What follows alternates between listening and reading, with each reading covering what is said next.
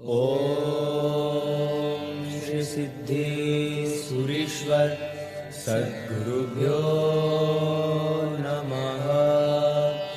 ओम श्री सिद्धेश्वरीश्वर सद्गुरुभ्यो नमः। ओम श्री सिद्धेश्वरीश्वर सद्गुरुभ्यो नमः।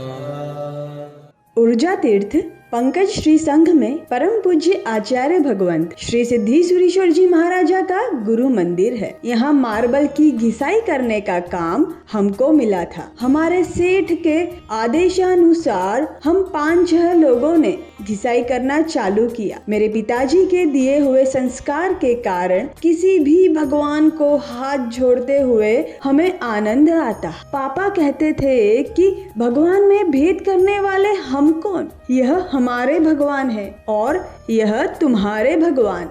जितने भी भगवान हैं वे सब हमारे अपने ही हैं। इसलिए गुरु मंदिर का काम शुरू करने से पहले अंदर विराजमान गुरुजी को मैं वंदन करके आया। वहाँ बहुत सारे लोग दर्शन के लिए आते थे, इसलिए काम शुरू करने के पूर्व मेरे मन में सहज रूप से ऐसा भाव हुआ कि गुरु महाराज प्रभावशाली है। मैं रोज सुबह और शाम भावपूर्वक गुरु महाराज को वंदन करता।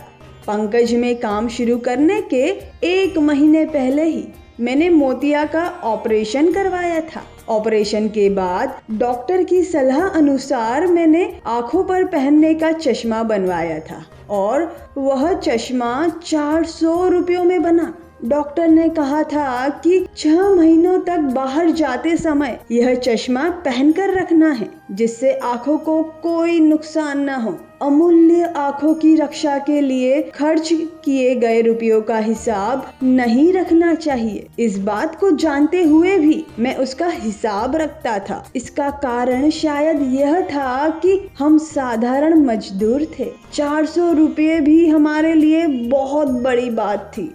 घिसाई काम की शुरुआत होने के बाद चौथे दिन की बात है। शाम के समय काम पूर्ण होने के पश्चात मैं अपने घर पहुंचा और मुझे पता चला कि मैं अपना चश्मा तो गुरु मंदिर में ही भूल आया हूँ।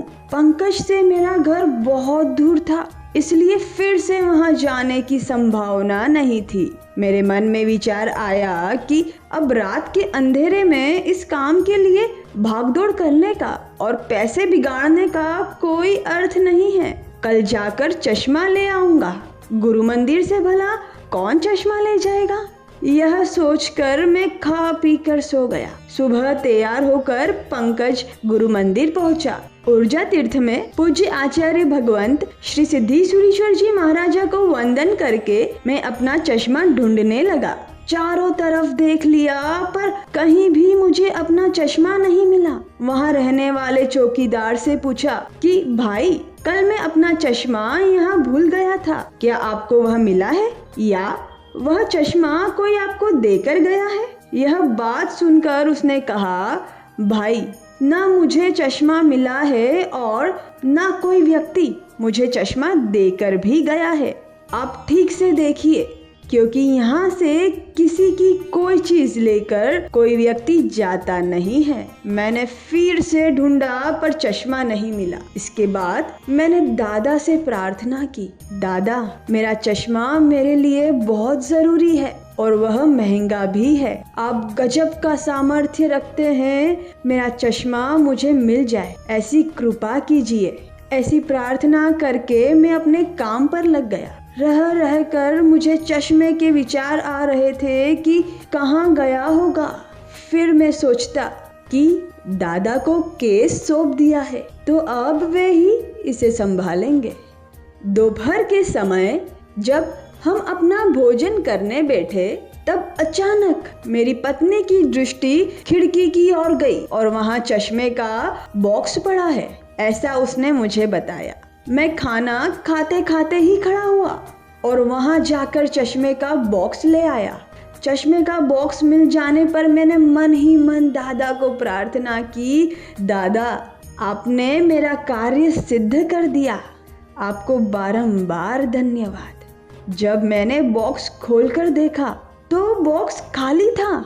दादा के पास जाकर मैंने कहा, दादा आप भी मुझ गरीब का मजाक उड़ा रहे हैं। यदि आपकी इच्छा नहीं थी तो कुछ भी नहीं देते, खाली क्यों दिया?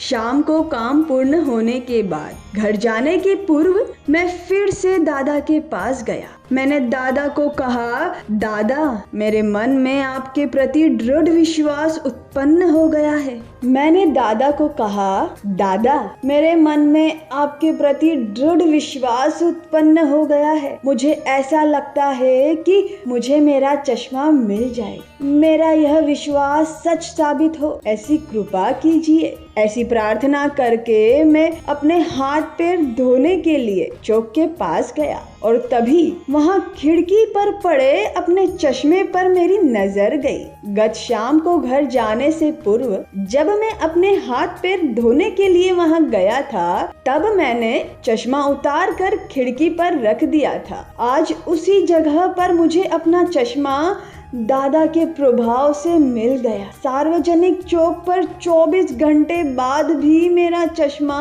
ज्यों का त्यों रखा हुआ था। यह आश्चर्यजनक ही था।